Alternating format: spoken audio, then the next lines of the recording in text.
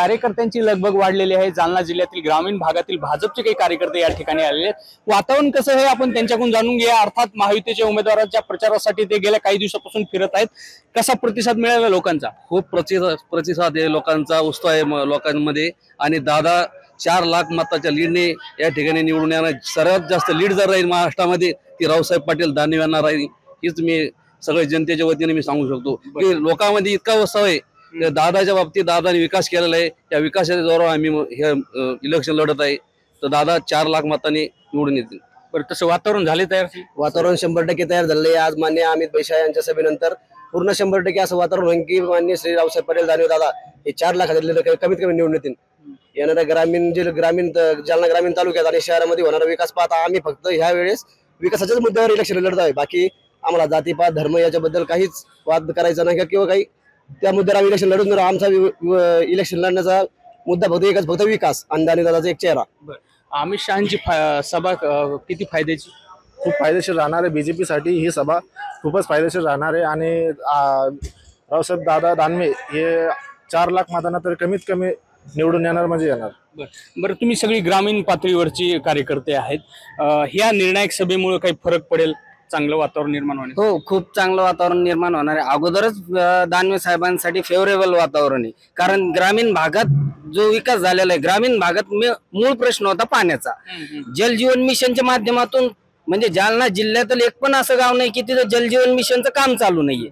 त्याच्यामुळं काय झालेलं आहे की जी ग्रामीण भागातले महिलांचा जो खूप मोठा प्रश्न होता पाण्याचा तो सुटायला आणि प्रत्येक गावात काम चालू आहे। त्याच्यामुळं काय झालेलं आहे की दानवे साहेबाकडे बघण्याचा एक दृष्टिकोन सगळ्यांचा बदललेला आहे।